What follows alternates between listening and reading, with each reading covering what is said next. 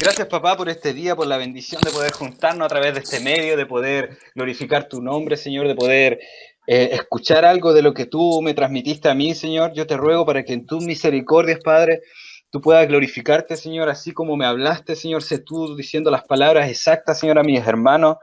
Que tú seas borrando toda humanidad mía, Señor, para que tu palabra salga excelentemente como tú me la trajiste, Señor, y como tú quieres que salga a los oídos de mi hermano, Señor.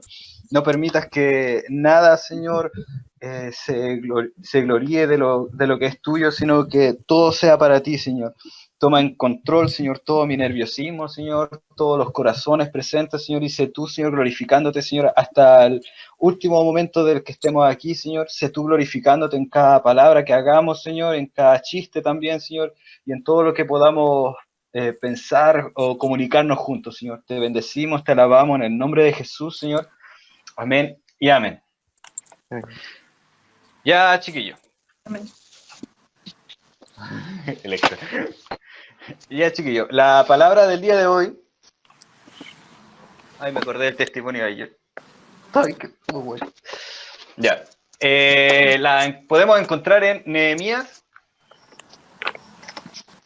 Vamos a hacernos un...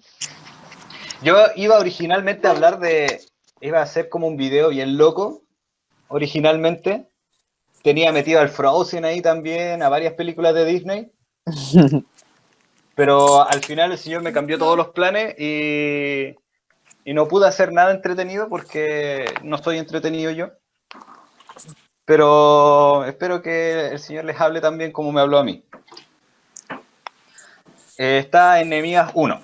Vamos a leer del 1 al 3 primero y después vamos a ir desglosando un poquito más el capítulo 1 hasta llegar a parte del 2. ¿Ya? Voy a leer la versión que me gusta a mí, que es la TLA, porque me gusta más y me gusta tocarle la moral a la gente. De hecho, voy a buscar la otra también por si acaso. ¿Dónde está? Espérenme un cachito. Aquí. Nehemías. Aquí está. Aquí tengo la versión Valera. Ya. Ya les leo la versión Valera para la gente que no les gusta. Arriba TLA. Vamos. Ya, dice, palabras de Nehemías, hijo de Acalías.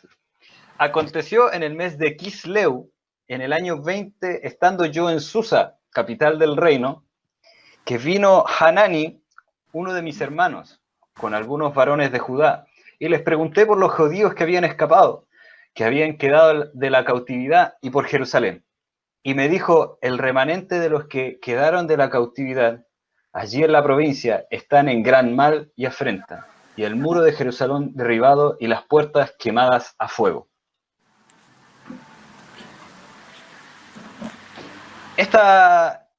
Quiero entrar un poquito en el contexto. Esto es en el tiempo del rey Artajerjes, una vez que la gran Jerusalén fue invadida por el imperio asirio, fueron destruidos, fueron llevados. En estos tiempos ocurrieron todos los desastres que pueden ocurrirle a Jerusalén. No recuerdo bien si es... no me voy a meter ahí. Pero aquí habían sido tomados cautivos y habían pasado ya mucho tiempo que ellos habían sido cautivos de su tierra y habían llegado ya a este punto, que algunos los habían dejado devolverse, pero como podemos ver en el versículo 3, Hanani le dice a Nehemías cuando le pregunta, los que quedaron en Jerusalén tienen graves problemas y sienten una terrible vergüenza ante los demás pueblos. Los muros de protección de la ciudad están en ruinas y sus portones fueron destruidos por el fuego. Esa es la TLA. Ahora, quiero centrarme en el personaje de Nehemías. Nehemías es alguien a quien yo admiro mucho. De todas las personas que existen, de todos los personajes que existen en la Biblia, voy a sacarme uno, de todos los personajes que existen en la Biblia, Nehemías es el que más atención me llama, porque es algo que yo no soy, primero que nada. Es un hombre organizado, es un hombre aparentemente muy trabajador,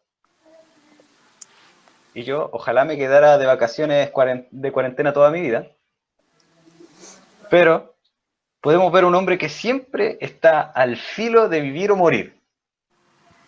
Un hombre que tenía su corazón puesto en su tierra, en su Jerusalén, con su familia, con su gente, con su pueblo.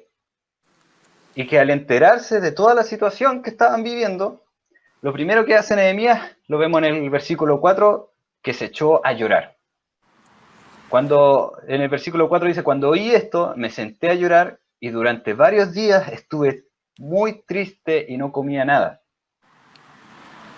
No sé cuántos han tenido esa tristeza de que te paraliza, esa tristeza que te deja botado en tu pieza llorando amargamente sin nada más que hacer.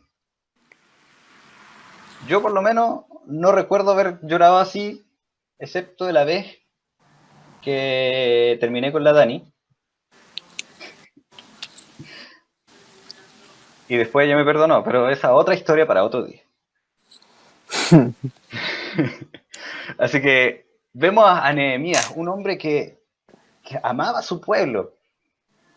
Y, y es algo que el Señor nos inculca también, amar a nuestro pueblo, orar por nuestros líderes, dice. Aunque nuestro líder hable muchas veces muchas burradas, pero tenemos presente aquí que hay que estar con su pueblo. Y probablemente muchos de nosotros, por lo menos yo ya estoy nostálgico por la iglesia. A veces cuando podemos pasar a ver al pastor, voy caminando a la iglesia, me acuerdo y me dan ganas de ir a ver la iglesia nomás, porque es triste no congregarse. Ahora quisiera tocar un punto clave aquí en la Biblia, que estamos viviendo este tiempo de cuarentena muy extraordinariamente porque pareciera que la Biblia ya está cada vez más real. Como que cada vez la Biblia se tornase una palabra cada día más viva. Porque podemos ver que así como en la Biblia hablaba de las pestes que iban a venir en los últimos tiempos, que la gente iba a estar adolorida por todas las cosas que vivían, vemos que la Biblia ya lo había dicho y pareciera que estuviera hablando de los tiempos de hoy, siendo que se escribió hace milenios atrás. En Ezequiel 6:11 dice, después el Dios de Israel me dio esta orden, búrlate de los israelitas, felicitándolos por su repugnante maldad. Apláudales con toda su fuerza, recuérdales que gracias a ellos, la guerra, el hambre y las enfermedades acabarán con todo el pueblo. Los que están lejos morirán por causa de las enfermedades, los que están cerca morirán en la guerra, y los que aún vivan se morirán de hambre, pues descargaré mi enojo contra ellos. Los cuerpos de sus muertos quedarán tirados junto a sus ídolos malolientes. Habrá muertos por todas partes alrededor de los altares, en las colinas y en las montañas y aún debajo de cualquier árbol. Entonces reconocerán que yo soy el Dios de Israel. Mi castigo contra ellos será muy duro, del norte a sur y desde Ribla hasta el desierto. Todo el país quedará en ruinas y entonces reconocerán que yo soy el Dios de Israel. Podemos ver, por ejemplo, no recuerdo qué país específicamente fue el que fue tan afectado por el coronavirus. Ojalá no nos censuren por decirlo tan fuerte.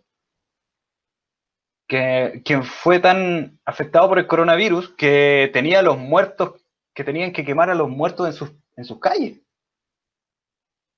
Podemos ver en Medio Oriente, en la Franja de Gaza, que hace poco, de hecho, hubo una explosión que yo no he visto más las noticias. No sé si al final descubrieron que fue un ataque terrorista, no sé si fue un accidente.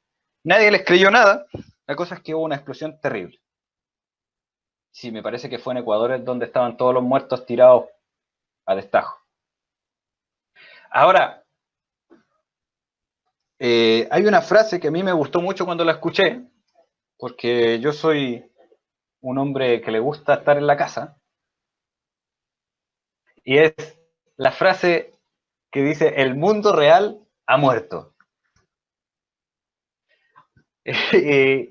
Y es una frase que es muy, muy cierta porque a donde vamos hay fila, todo se hace ahora por internet, todas las transacciones son digitales, todas las reuniones de iglesias son digitales y esto es lo que yo creo que debe haber pensado Nehemías cuando escuchó que su pueblo estaba en ruinas. O sea, mi pueblo está muerto. Y si es que algunos de ustedes se siente como yo, hasta hoy, 8 de agosto, que no pensó que la cuarentena duraría tanto, o que no pensó que, la, que esto iba a ser un ratito y que ya para mayo la gente iba a decir, no, esto es mucho. Y, y ya estamos a 8 de agosto y la cuarentena sigue y pareciera, por lo menos, que va a dar para rato. Con esto del rebrote, con todas las cosas que se están dando. También podemos ver que tristemente muchos de nuestros hermanos ya no los vemos, ni siquiera conectados por aquí. Otros simplemente desaparecieron del mapa. A otros tal vez ya se contagiaron. Sabemos del caso de Belén que se contagió. Ahora, por lo último que supe, está mejor. Y gracias al Señor está mejor. Y otros no sabemos nada, otros están indiferentes ante todo esto y otros que están completamente destrozados por todo lo que está ocurriendo y no pueden hacer nada porque están destrozados, como Nehemías, destruidos por dentro, llorando cada día, quedándose desparramados en solo llanto. Ahora, el que no podamos vernos frente a frente y solamente a través de una pantalla es duro muchas veces. Es rico vernos las caras, la verdad. Es lindo pegarse una escapada y poder verse alguno de nosotros o pedirnos un destornillador por la reja. Tengo que devolverle el destornillador a tu padre, Daniel. Acuérdame. Ahora, como esto va para largo, podemos hacer dos cosas. Y si a alguien se le ocurre otra cosa, me lo comparte para poder incluirlo en esta lista. Podemos hacer dos cosas a simple vista y hacerlo muy sencillo y muy rápido. Quedarnos cómodamente como estamos, con los cultos como están, y seguir la marea religiosa que nos lleva de un lado a otro, sin más que ser un espectador de lo que hará otra persona para guiarme en lo que hay que hacer. Lo repito de nuevo y más lento para que me entiendan. Quedarnos cómodamente como estamos, con los cultos como están, y seguir la marea religiosa que nos lleva de un lugar a otro, sin más que ser un espectador de lo que hará otra persona para guiarme en lo que hay que hacer. Esa es una de las cosas que podemos hacer. La otra cosa que podemos hacer es ser Nehemías. Ahora, para los que no han leído el libro, se los recomiendo. Nehemías es un libro espectacular, te enseña demasiadas cosas y trato de ponerlas yo en práctica, las cosas que aprendo de este libro, porque me encanta. Pero soy demasiado poco riguroso conmigo mismo y cada día tengo que leerlo de nuevo para recordarme cómo debo ser. Ser Nehemías significa algo terrible, algo que no nos gusta mucho y a algunos sí les gusta. Significa ser una influencia de movimiento, no un influencer. Un influencer es una cosa que conocemos, pero una influencia de movimiento es algo más trascendental en lo que se puede hacer. Porque un influencer es una persona lejos, es una persona a través de una pantalla. Yo probablemente jamás voy a conocer a mi guitarrista favorito, pero él es un influencer para mí. Pero ser una influencia de movimiento significa ser alguien cercano a la gente que te da esa sensación, esa necesidad de moverte junto con él. Veamos un poco lo que hizo Nehemías cuando vivió este tiempo de duelo. Nehemías hizo una, dos, tres, cuatro cosas a grandes rasgos. Nehemías lloró por un largo tiempo, él tuvo duelo, el sacarse el dolor, la rabia, la impotencia, la frustración del cuerpo. Hacer todo eso lo hizo. Y investigando un poco más, eso es lo más sano que uno puede hacer. Sacarse la rabia, llorar, lo que hacían en los tiempos bíblicos, rasgarse las vestiduras, eso es muy bueno. Lo busqué en la página laprensagráfica.com, salud, / un montón de cosas. El llanto produce una liberación de estrés. Las lágrimas emocionales son las que el organismo produce en momentos felices y tristes. Llorar hidrata, reduce el mal humor, ayuda a lidiar con el dolor, empatiza, es un calmante natural, y al llorar se libera adrenalina y noradrenalina, hormonas de la relajación y desahogo. Para los llorones esto es bueno. Sigan así, pero tampoco se maten llorando. Porque hay otra cosa que hacer. Después de llorar hay que sacárselo del sistema. ¿Qué es lo que hizo luego Nehemías? Hizo oración. Luego oró. Desde el Nehemías 1, del 4 al 11, podemos ver que está la oración de Nehemías. Voy a buscarla para leerla. Del 4. Sí, del 4. Aquí está. Cuando oí estas palabras me senté y lloré, e hice duelo por algunos días, y ayuné y oré delante de Dios de los cielos. Y dije, te ruego, Jehová, Dios de los cielos, fuerte, grande y temible, que guarda el pacto y la misericordia a los que le aman y guardan sus mandamientos. Esté atento ahora tu oído y abierto tus ojos para oír la oración de tu siervo que hago delante de ti de día y de noche. Por los hijos de Israel, tus siervos, confieso los pecados de los hijos de Israel que hemos cometido contra ti. Si yo y la casa de mi padre hemos pecado. Aquí vemos al Nehemías orando, pidiendo perdón por lo que su pueblo, por lo que él mismo hizo, por lo que sus padres, sus antecesores hicieron. Porque el perdón es quien te abre las puertas espirituales primeramente, porque en Mateo 6 lo dice claramente, si perdonamos a los hombres sus ofensas, el Padre Celestial también nos perdonará a nosotros. Y cuando Dios pide algo, Dios demanda lo mismo de mi hermano al lado, y si nosotros fallamos a Dios, abogado tenemos para con el Padre a Jesucristo el justo. Por eso siempre hay que pedir perdón, aunque muchas veces pecamos sin darnos cuenta. Muchas veces hacemos cosas que no nos damos cuenta que ofenden a Dios, y siempre hay una hermana en la iglesia que dice hay que siempre tener las cuentas cortas con el Señor, cuentas muy cortas. Siempre tener las cuentas cortas con el Señor, que no pase un día sin pedir perdón al Señor por cualquier cosa que hayamos hecho. Pedir perdón al Señor todo lo malo que hizo su pueblo, su antepasado, la parte de pedir perdón al Señor, que abre puertas espirituales, también, porque lo busqué, en la misma página salida por allá abajo, que perdonar tiene una influencia completamente positiva al cuerpo humano. Provoca, se los leo, relaciones más saludables, mejor salud mental, menor ansiedad, estrés y hostilidad, menor presión arterial, menos síntomas de depresión, sistema inmunitario, que fea la palabra, más fuerte, una mejor salud del corazón y mayor autoestima.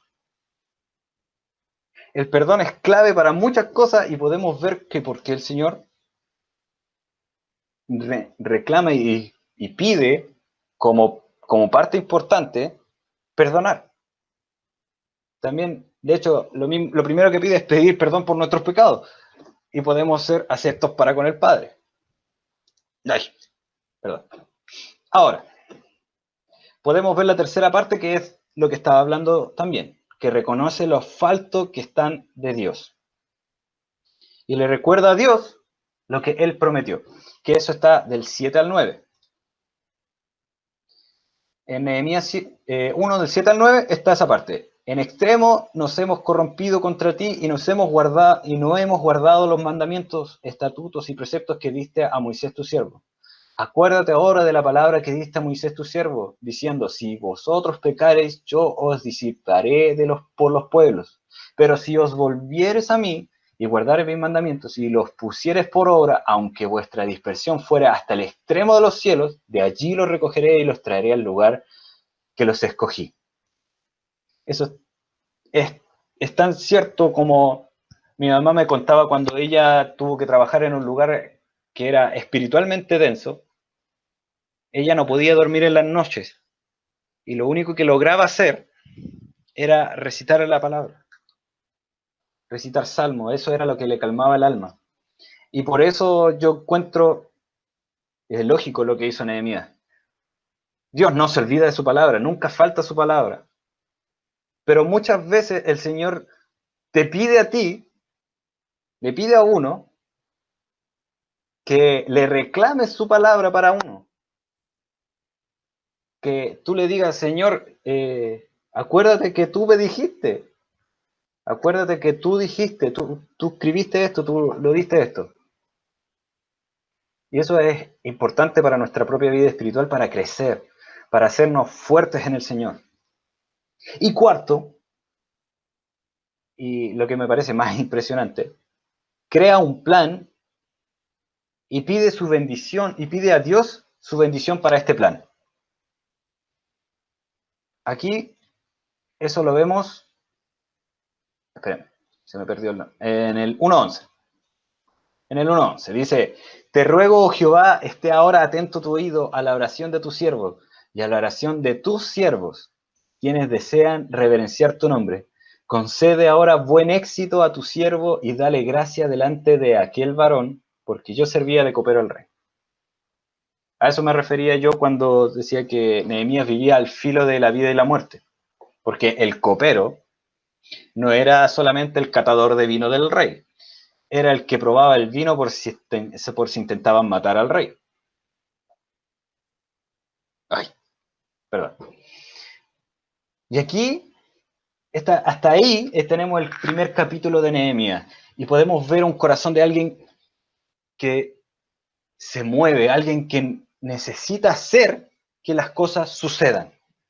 Eso es una influencia de movimiento.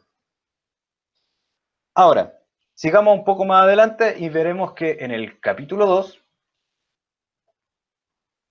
así como en el capítulo 1, parte con la mención de un mes. En el primer capítulo podemos ver que decía en el mes de Kisleu, y en el capítulo 2 vemos que en el mes de Nisan, en el año 20 del rey, bla, bla, bla, bla, bla, que para nosotros pasan desapercibidos porque realmente muchas veces no nos interesan porque no las entendemos.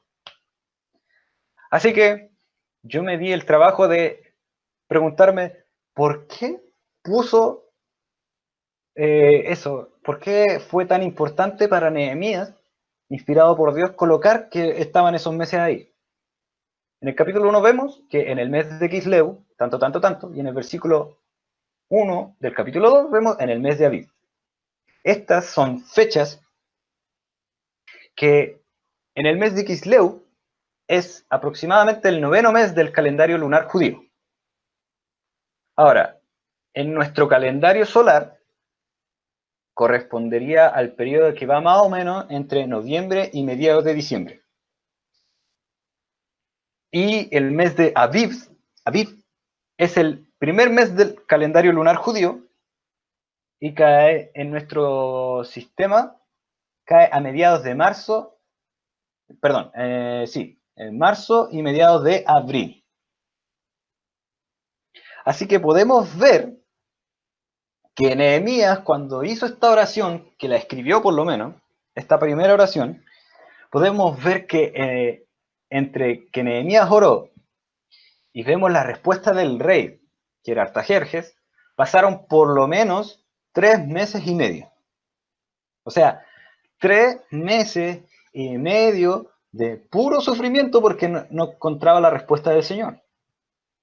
3 meses y medio en las que él estuvo orando, planeando y repitiendo.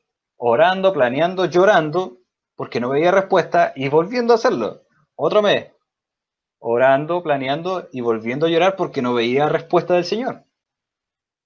Ahora, también probablemente, esto ya es especulación mía, ansioso porque el rey no le prestaba atención.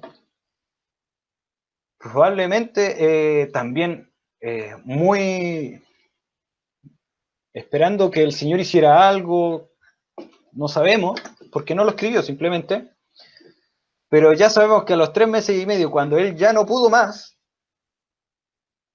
cuando ya el Señor lo tenía colgando del hilo, él ya llegó a la habitación del rey a servirle al rey, que eso era una falta gravísima, llegó con su cara de llanto a servirle la copa del rey. Y podemos ver que el rey ahí se dio cuenta de lo que pasó. En Nehemías 2:2 podemos ver que el rey le pregunta, ¿qué te pasa? No te ves enfermo. Esa cara me dice que debes estar preocupado. En la versión Valera dice, me dijo el rey, ¿por qué está triste tu rostro? Pues no estás enfermo. No es esto sino quebranto de corazón. Y entonces temí en gran manera. ¿Por qué temió en gran manera? Porque era una falta gravísima presentarse ante el rey con cara de perrito llorando. Era la falta más grave que podía hacer, porque tú frente al rey, como nos decían los papás después de castigarnos, con la cara llena de risa. No había otra forma. Y aquí es cuando vemos la respuesta que viene del cielo. Me gusta más la versión TLA, así que la voy a leer, no me importa la cara que me ponga el Fabio. En Nehemías 2, del 3 al 8, dice, y le dije al rey, deseo que su majestad viva muchos años. La verdad, sí, estoy triste. Y es que la ciudad donde están las tumbas de mis antepasados está en ruinas. Sus portones han sido destruidos por el fuego. El rey me preguntó, ¿hay algo que pueda hacer por ti? Y yo le pedí ayuda a Dios y le contesté al rey, si le parece bien a su majestad y quiere hacerme un favor, permítame ir a Judá para reconstruir la ciudad donde están las tumbas de mis antepasados. El rey, que estaba acompañado por la reina, me preguntó cuánto tiempo duraría mi viaje y cuándo regresaría. Yo le dije cuándo tardaría y él me dio permiso para ir. Entonces le pedí que me diera carta para los gobernadores de las provincias que están al oeste del río Éufrates. Ellos debían permitirme pasar por sus territorios para llegar a Judá. También le pedí una carta a Asaf, que era el guardabosque del rey. Asaf debía entregarme la madera para las puertas de la torre, la cual estaban cerca del templo de Dios, y también para los muros de protección de la ciudad y para mi casa. El rey me dio todo lo que pedí porque mi buen Dios me estaba ayudando. Y aquí podemos ver lo que es clave. Esto es solamente cuando uno tiene intimidad con el Señor, cuando uno está cercano, cuando está pegado, llorando, derramando el corazón de uno frente al Señor, mostrando realmente qué es lo que está dentro tuyo. Podemos ver que cuando la intimidad del Señor está puesta donde tiene que estar, que es en su presencia y no en otro lado, y los planes que uno planifica están puestos también para Él, el Señor te abre la puerta, te muestra el camino correcto. Y esto es lo que sucede antes de lanzarse a hacer cosas locas por las razones que sean, y podemos ver cómo a veces el Señor se toma su tiempo y pareciera que te hace sufrir por lo que estás viviendo, pero en realidad lo que busca es que nosotros crezcamos y seamos árboles de troncos gigantes, robustos, con raíces inamovibles, frondosos y llenos de fruto. Lo escribí muy poético para que me acordara. Es lo que busca siempre el Señor con nosotros, busca que nosotros estemos creciendo para que podamos ser, como dice su palabra, a su imagen y semejanza, a la estatura del varón perfecto que es Cristo. Ahora, quisiera terminar con una frase con la que me despertó el Señor un día, después de estar orando con la Dani. Estábamos en eso y el Señor me despertó y me dio realmente las bases como para hacer esto. Porque yo, como les digo, iba a predicar de otra burra. Estamos viviendo los tiempos de Nehemías. Me explico. Así como cuando él se enteró de la ciudad de Jerusalén, que había sido destruida por el imperio sirio, Y él se quebrantó en llanto y en duelo, y luego él se levantó y de un plan y reconstruyó los muros y las casas de su ciudad. Tal vez en este tiempo de cuarentena también debamos vivir un tiempo de llanto y duelo, ya que como nos dimos cuenta ya, la iglesia como la conocíamos y amábamos, ya murió. Y después del duelo debamos levantarnos, idear un plan, rendirlo ante el Señor y salir fuera a reconstruir todo lo que fue destruido, incluso lo que nosotros destruimos. Esta es la oportunidad que nos dio el Señor Jesucristo para empezar de cero y hacer lo que el corazón del Padre dice y lo que el Espíritu Santo quiere para su iglesia y la gente que aún no le conoce. Y podamos lograr juntos y unidos en el plan perfecto que Dios tiene para este último tiempo, que queda en la tierra, porque ya viene a pasos agigantados el Señor, y cuando Él llegue, se va a llevar en sus brazos a los que están en su corazón, en su secreto y intimidad, no a los que van a la iglesia.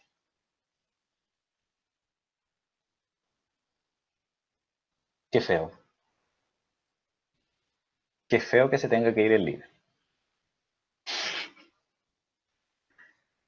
Yo quiero terminar con esta parte. El Señor se va a llevar a aquellos que están en su corazón, en el secreto de la intimidad del Padre. No se va a llevar a gente que va a la iglesia. Quiero terminar con esa frase porque esa es la frase que a mí, por lo menos, me cambió la vida como cristiano. Y les invito realmente a que en estos tiempos que tenemos harto tiempo libre, yo realmente el tiempo libre lo utilizo para tocar guitarra. Me he matado tocando guitarra. Hoy día me llegó un cachuflazo porque estaba con la guitarra demasiado fuerte. Pero hoy día, en la tarde, específicamente hoy día, disfruté mucho estar tocando canciones, estar alabando al Señor con la guitarra. Lo disfruté mucho porque era un tiempo que no lo buscaba así, sino de tocar la guitarra para adorar al Señor, sino buscaba tocar la guitarra solo para tocar la guitarra, para aprender más, para poder molestar al Fabio que puedo hacer otra cosa, mostrarle que estoy más rápido que él. Pero hoy día fue como el Señor me llevó a eso, me llevó a ten un rato de alabanza, pero conmigo. Y debo admitir que hoy día en la tarde, muchos ratos estaba tocando y estaba llorando, tocando, estaba disfrutando el tocar, como lo hacía cuando nos juntábamos a ensayar con el Iván durante miles de horas y después tocábamos otras canciones. Era lo más divertido del mundo. Y quiero terminar con esto. En el corazón del Padre está la intimidad con Él, el buscar estar juntos como familia, como persona, como uno. Ahora somos 9 personas según esto. Yo recuerdo cuando llegué a la iglesia, llegamos a ser, si no mal recuerdo, casi 50 jóvenes, si no fue más. Y honestamente, acordarme de esos tiempos es doloroso. Por varios motivos. También porque habían unos hermanos que eran miserables. Eran miserables, pero el Señor los tenga en su presencia y los traiga de nuevo a sus caminos y los convierta de una buena vez. Pero también hubieron momentos yo desde mucho tiempo pertenezco a la alabanza, así que es donde más el Señor me ha tocado. Y había momentos en los que la alabanza fluía de una manera preciosa, en la que el cantante se volvía loco y cantaba el coro 1 millón de veces. El guitarrista dejaba de tocar y tenía que estar arrodillado porque no podía más con la presencia del Señor. Yo mismo muchas veces tuve que parar de tocar porque la presencia del Señor era muy grande. ¿Y por qué no volver a esos? No quiero vivir de victorias pasadas, quiero vivir de victorias nuevas, de victorias de ahora. Por eso les digo, la intimidad con el Padre, hoy día para mí fue una victoria. El estar ahí alabando al Señor con mi guitarra, no cantando porque no quería despertar a la Dani, pero el solo hecho de sentir la presencia del Señor cuando estás tocando un par de acordes, cuando estás leyendo la palabra, cuando estás simplemente contándole al Señor que estoy aburrido de la cuarentena, estoy entretenido con la cuarentena. Yo siempre le digo al Señor, a mí me encanta la cuarentena, yo soy feliz con la cuarentena, pero si tú me quieres dar un trabajo, bien. Pero le doy gracias al Señor porque hay 9 fieles aquí. Bueno, y el Daniel que se fue a otro lado. Pero le damos gracias al Señor porque dentro de todo este remanente es el que fluye desde el tiempo pasado hasta el hoy. Muchos de los que estaban allá son los que estamos aquí. El Chufle, la Dani, yo, después llegó el Iván, después llegó la Caro con el Fabio, y de ahí que estamos, por lo menos este grupo juntos. La Dani era una pequeña, yo recuerdo eso. Pero gracias al Señor, todavía hay gente fiel si queremos buscar al Señor. Y les dejo esta frase de nuevo, el corazón del Padre, el Señor se va a llevar a los que están en su corazón, a los que están en su secreto, en su intimidad, no a los que van a la iglesia. Chiquillos, el Señor me los recontra bendiga. Y esta palabra obviamente me afecta a mí primero, porque yo siempre que predico una vez a las 500. Una vez cada muerte de obispo predico, y cada vez que predico, después el Señor me hace vivir todo lo que prediqué. Así que yo sé lo que se me viene ahora. Así que ojalá no me pidan predicar en un buen rato, pero le doy gracias al Señor. Espero que de algo les haya servido. No soy el mejor orador ni el mejor predicador porque soy muy disperso, pero gracias al Señor. Espero que en su misericordia les haya hablado con algo de lo que Él me dio. Yo sé que Él lo hizo conmigo. Y yo sé que el corazón del Padre está en aquellos que le buscan de corazón. Como dice, adoradores de espíritu y en verdad. Así que los invito a orar para no perder las costumbres de iglesia. Y darle gracias al Señor. Padre, te damos gracias, Señor, te bendecimos, te alabamos, te damos enormes gracias, Señor, por la bendición, Señor, que es poder estar en tu presencia en cualquier lugar, en cualquier instante, Señor, porque tu Espíritu Santo siempre nos guía, Señor, siempre nos conversa, siempre nos influye para bien, siempre nos muestra qué es lo que hay que hacer, cuándo hay que hacerlo y qué es lo que hay que hacer, Señor. Te agradezco, Señor, y te bendigo por lo bueno y maravilloso que eres, Señor, y te ruego para que tú te glorifiques, Señor, y tú hagas tu perfecta voluntad, Señor. Te ruego para que en tus miles de misericordias, Señor, pueda, Señor, dejar las palabras exactas, Señor, para mis hermanos, Señor. No las cosas que pude haber dicho yo humanamente, sino lo que tu Espíritu Santo quiere recordarles, Señor. Te bendigo y te alabo, Señor, y te ruego para que tú bendigas a todos aquellos también que nos están conectando, Señor, o aquellos que pasaron por aquí.